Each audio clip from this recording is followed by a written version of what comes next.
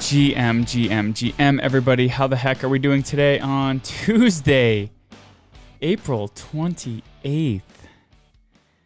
Another beautiful day in paradise. The bear market blues do not have me down. Let me do a quick little copy pasta of the old link to the TL. I think... well, this is super cool. We are not live on Twitter. Amazing.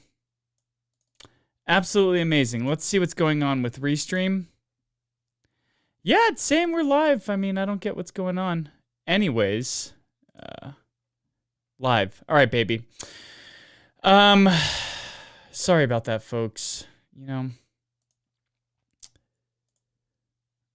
copy link, exit, put it in the old TL. Here we go, folks. All right. Anyways, today is a slow news day. As we can see in the video I just shared, not a lot of people are super interested in crypto right now. This is my third bear market, the least existential of the three that I've been in. The first bear market I was a part of was 2018, 2019, the post-ICO boom, when we literally wondered if anybody was ever going to use blockchain again and crypto again, because it seemed like a flash in the pan. Everybody was raising money through ICOs, through initial coin offerings. Almost all of them went to zero. Scammers galore. And yeah, we made it through that. And then the next bull run was DeFi summer with all the food coins and then the NFT craze. And that was met with the collapse of FTX and centralized borrow-lend platforms like BlockFi and Celsius, and the blowing up of trading firms like Three Arrows Capital. While that didn't feel existential because we knew the technology was battle-tested, the market sentiment was bad. My aunt at Thanksgiving was talking to me about FTX. She's in her 60s, 70s, and this was what she thought about crypto and blockchain. It felt existential from the point of view that who are the people that are going to be onboarding into our blockchain networks? Where are we going to get them from? Why are they going to want to be here because of the collapse that they saw with FTX and the negative sentiment that they're seeing? And now this bear market is fantastic. We've got banks fighting for stablecoin yield in the U.S. political realm. We've got banks launching their own stablecoins with SoFi. We've got traditional financial institutions launching their own money market funds and tokenized funds like BlackRock. We've got consortia of banks building on privacy chains using Providiums with ZK Sync. We've got all of this adoption and integration at the mainstream level, at the TradFi level, and at the banking level. And it's the least sexy integration that any of us ever wanted to see. But my God, we are not going anywhere, which is why I say this bear market is the best bear market I've been a part of, because we're actually watching adoption. This is a fight for the soul of the retail user. This is a fight for the soul of the OG.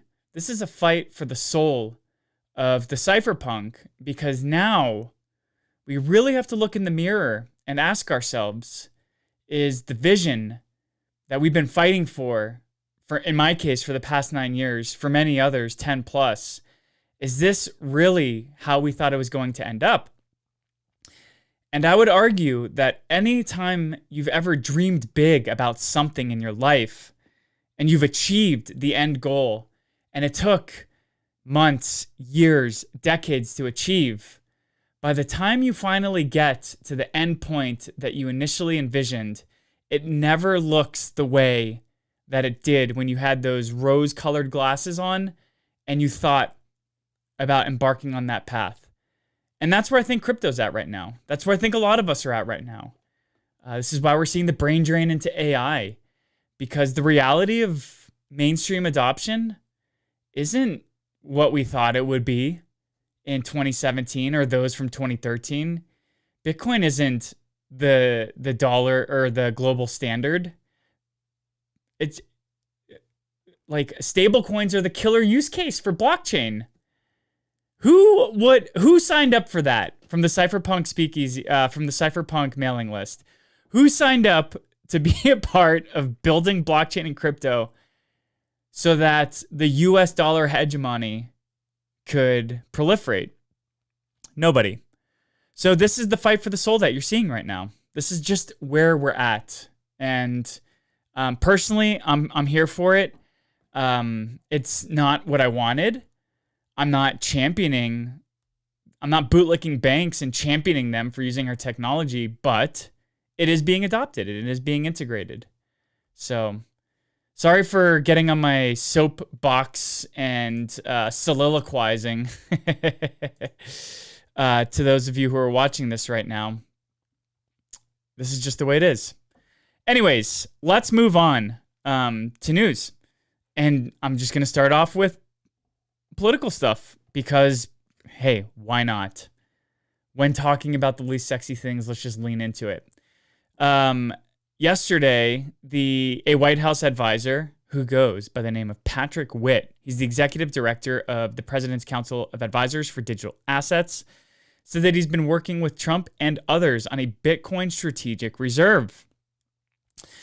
The problem right now is the Bitcoin strategic reserve, A, is an executive order, and B, uses confiscated Bitcoin through criminal proceedings. And Patrick Witt said there's going to be a big announcement coming in the next few weeks. I don't get excited about anything this administration shills or tries to get me excited for. I'm barely excited for the things that they do, let alone what they tell me to get excited for. Patrick Witt said, the president signed the Bitcoin Strategic Reserve executive order last year, and we've gone to work in figuring out exactly the machinations necessary and legal interpretations that we need to get that right and solidify that and protect the digital assets, specifically Bitcoin, that we have on the government balance sheet. The problem with the EO's executive orders is that they have no staying power. If we want to see something that's long and lasting, we need to see a law get codified. And so this bill will include language for acquiring 1 million Bitcoin over 5 years using budget-neutral strategies. Witt went on to say, so in the next few weeks, we'll be making a big announcement. I think we have a bit of a breakthrough there, and obviously needs to be followed up with legislation. And if you're just watching how Clarity Act is going through, and this was a bipartisan bill that's been being constructed for multiple years, since before Trump came into office, just look at how contentious that is. Now imagine Trump's Bitcoin Strategic Reserve bill. I don't think that this is going to pass. Fun fact, since we're using these to kind of create a track record of where I've stood on blockchain and crypto, coming into 2025, I thought that we were going to see the peak of the market in Q3, Q4 of 2025. This was December 2024 when I was talking about this with my friends. And yes, I was right. No, I did not act on that at all. I thought we were going to see the Bitcoin Strategic Reserve bill get put to the vote on the congressional floor by September, October of 2025, and it was going to fail, and that was going to be the beginning of the bear market. Lo and behold, it wasn't a policy or a political moment that deflated the bubble. It was actually just crypto markets doing crypto market things with 10/10, October 10th, and just system-wide structural liquidations that nobody had the answer for. And that was what started the bear market. So, fun fact, I was right about the time, wrong about the reason, but I didn't act on it, so what does it even matter? Take a note of that. Hawat. Additionally, the latest roadblock on the Clarity Act is now Senator Thom Tillis. Fun fact. I did not read this article beforehand, so let's just skim through it really quick to find why. Thom Tillis is a Republican senator who's going to become the latest roadblock. He's a member of the Senate Banking Committee, which is where the Clarity Act is currently held up. He said there needs to be ethics language in the bill before it leaves the Senate, or I'll go from one of the people working on negotiating it to voting against it. What is this ethics issue he's talking about? Here we go. This is exactly what I was just talking about with Trump. Tillis went on to say, this is a problem as it likely would apply to the Trump family. We do not see Tillis backing down as he just want to stand off with the president over the Federal Reserve. That was from T.D. Cohen's Washington Research Group who said that. Tillis said on Sunday he'd support Kevin Warsh as the next Fed chairman if the J-POW investigation was dropped. And so the probe was dropped last Friday. We covered this yesterday. And now Tillis is a hurdle that we don't have to worry about with the Clarity Act as it pertains to J-POW's nomination.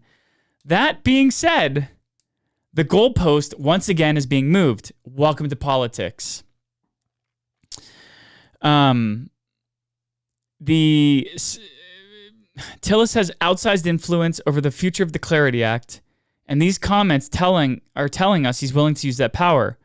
We continue to question the conventional wisdom in the market that Congress has to pass the Clarity Act this year. Well, this isn't nice to see. There's somebody that's actively holding up the Clarity Act in the Senate Banking Committee, and it's a Republican, which is the party that was assumed to be the party that's on board with the Clarity Act. But like, this just highlights something that shouldn't be much of a shock to people. Drum roll. Politicians don't like the Trump family's use of crypto and crypto platforms to make money. They think it violates ethics, which it probably does if you look at World Financial Liberty. Look at that debacle with the borrow lend of the WLFI token as collateral on the Dolomite platform and the utilization rate that they've skyrocketed that platform to. It was at 93% 2 weeks ago, which means that if you get to 100% utilization rate on the USD1 pool in WLFI, lenders cannot withdraw their USD1. And this is because World Liberty Finance took out a gargantuan loan on Dolomite using the highly illiquid and rapidly devaluing WLFI token as collateral. This is the same problem we saw with meltdowns related to contagion from borrow-lend protocols in years past. I'm immediately reminded of Luna with UST, albeit the mechanisms are a little bit different. But we've seen this movie before, and it never ends well. So this is why you see sticking points with the Clarity Act. Not a shocker at all. Just kind of crazy that it's a Republican that is really planting his flag in the ground. Look, I, for one, believe that we need to see a bill get passed, just like we saw with the previous story, how executive orders are only as good as the administration that they're within. Laws persist across administrations, and while Clarity Act might have wording in it we don't like, I would rather deal with wording I don't like on a constant basis than rogue administration, regulatory agencies coming after me, my friends, and my industry, like we saw with the last administration.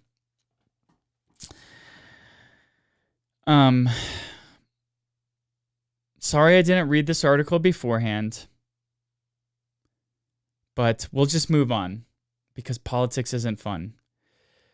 We witnessed the weekend before last, the largest hack this year with the KelpDAO hack and the DeFi United solution that was put forth by Aave Additionally, MetaMask developer Consensys and Ethereum co-founder Joseph Lubin are allocating up to 30,000 ETH to DeFi United.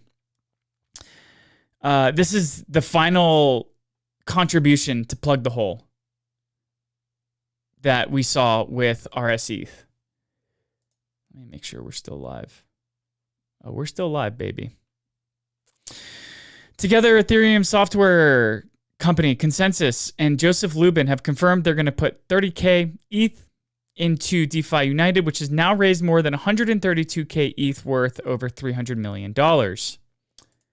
You know, I am getting really fed up with Restream.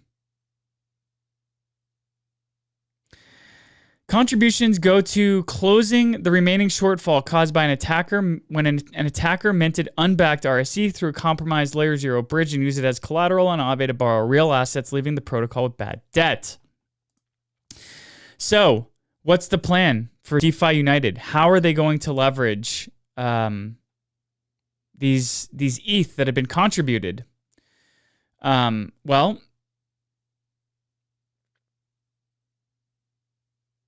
here we go. They're going to restore the peg, basically. Quote, the restoration process involves converting the committed ETH into RSETH in tranches, which will then be transferred to the affected lockbox contract, allowing the bridge to securely resume full operation, the coalition said in a statement. This plan is still subject to relevant governance approvals, execution timelines, and the execution of definitive agreements. So while we have a path forward, it's not necessarily 100% solidified. The recovery plan aims to clear the 8 affected positions across the markets on Aave Ethereum Core and Arbitrum. This process involves a controlled liquidation sequence where the RSETH Oracle price will be temporarily adjusted to allow the efficient liquidation of 8 positions. The liquidated RSETH collateral will be moved into a DeFi United collateral multisig, controlled multisig, redeemed for ETH through KelpDAO, and subsequently used to repay any temporary deficits created in the Aave markets. Compound, another borrow-lend platform that also experienced similar issues, will take a similar step to clear the attacker's position, which will recover approximately 16,776 ETH worth of funds. Quote, the statement added from the DeFi United Fund, quote, this final phase of the restoration process involves unpausing and unfreezing RSETH and ETH across all affected instances and restoring the loan-to-value ratios for ETH and any other assets whose configurations were temporarily adjusted. Wow. We did it. I mean, it's not done yet. This is a plan, but the capital is there. And restoring the peg, restoring the collateral of ETH to RSETH has been identified. That being said, this plan is still subject to governance. It's still subject to time risks. And there's also other risks. While the losses won't be socialized to token holders, this governance process and the finalization of agreements adds a new attack vector. The attacker could require deliberate interference by the attacker could result in incomplete deficit accrual, requiring additional liquidation steps to fully resolve the positions. So a successful coordinated execution of these steps is necessary for RSETH backing to be fully restored and markets to be stabilized. But this takes time, and it offers a new window for any malicious actor to find problems in the code. So kudos to all parties for providing the ETH and backstopping the collateral for RSETH. That being said, this reminds me of a famous saying from one of my favorite hip-hop artists, Atmosphere. And one of the parts of his raps, there's a line that goes, "Don't breathe a sigh of relief until you hear the rescue sirens." And this feels like this. Like, sure, my house is being robbed and I called the cops, but the robber's still there and the cops haven't showed up yet. So I'm still in danger, and that's a little bit how this feels. So I won't breathe a sigh of relief until I hear the rescue sirens. On our last piece of bad news for the day, ZetaChain has halted its cross-chain bridge because it suffered a $300,000 attack. ZetaChain is an L1, and it paused its gateway EVM contract, which serves as a unified entry point for cross-chain interactions between external EVM-compatible chains and applications on ZetaChain. This hack impacted only internal Zeta team wallets, and the team mitigated the attack vector to prevent more funds from being compromised. About $300,000 was lost in the attack, though the team has not yet disclosed the amount that was lost, and said it will indeed release a post-mortem. They said, quote, "As a precaution, cross-chain transactions are currently paused on ZetaChain. Investigation is still ongoing, and at this time, no user funds were impacted by this attack." End quote. Look, man, this is security season, and no chain is safe. As this story points out, kudos to the team for catching it early, for only losing $300,000 worth of funds. But yeah, unfortunate that it was Zeta team wallets. There goes runway to the people who are working on ZetaChain. Very, very unfortunate. Moving on to our last two pieces of news for the day, both Bitcoin related. Jack Dorsey's company Block has revealed it holds $2.2 billion in Bitcoin, which is approximately 28,355 Bitcoin. The company said, quote, "People shouldn't have to trust that their Bitcoin is there. They should be able to verify it. Using on-chain signatures, anyone can independently confirm Block's holding reserves are actively controlled, not just historically observed." Yeah, congratulations to the Block for using proof of reserves. Super cool. And of its total holdings, 19,357 are being held on behalf of the Block customers, and 8,997 Bitcoin are being held in its corporate holdings.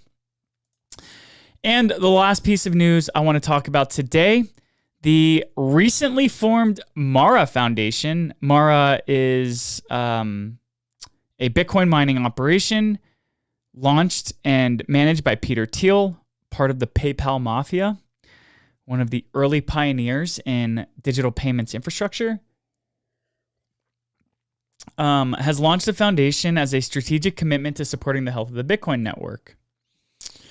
According to Mara Foundation's website, the organization aims to support research and development of quantum-resistant tools like post-quantum wallets and proposals like BIP360, which was co-authored by Isabel Fox and Duke, super cool name, a market strategist for Mara. The foundation wrote on its website, "Quantum computing is not an immediate threat to Bitcoin, but because the network evolves deliberately and upgrades take time, early preparation matters." While estimates for how many Bitcoins might be at risk for quantum computing issues, how many qubits will be necessary to steal Bitcoin from Satoshi-era wallets, the time to work on this is now. And Mara Foundation is looking at providing solutions to address post-quantum computing, is looking at how to protect Satoshi-era wallets, as well as secure Bitcoin security budget. Because currently, Bitcoin is secured by the subsidy, which every 4 years gets cut in half. And if a Bitcoin miner is unable to profitably mine and secure the Bitcoin network, who will be Bitcoin miners if they don't get economically rewarded for these activities? This is something that the Mara Foundation wants to look into. Because if there are less Bitcoin miners, there's no economic reason for a Bitcoin miner to be mining on the Bitcoin network. That contributes decreases the hash power securing the Bitcoin network, and Bitcoin could theoretically become more vulnerable to attacks when there isn't a lot of hash rate securing the network. Additionally, the Mara Foundation is also focused on global, multilingual education initiatives, expanding access to self-custodial tools, and other areas of advocacy geared at policymakers and activists. Well, folks, honestly, quite a boring 24 hours of news, and I will take it. We've seen more than $700 million in hacks this year. We've seen a lot of negative sentiment on crypto Twitter. And honestly, I'm just at a point in the cycle right now where no news is good news, and we shouldn't be fretting over silent periods of activity. That being said, I want to thank you guys so much for tuning into the Daily Digital Download. If you haven't yet, head over to thesmarteconomist.beehive.com to sign up for our weekly newsletter. And of course, I'll be back tomorrow to bring you all of the latest news that happened over the past 24 hours. Thank you so much for spending time with me today on Tuesday, April 28th, and I'll catch you tomorrow.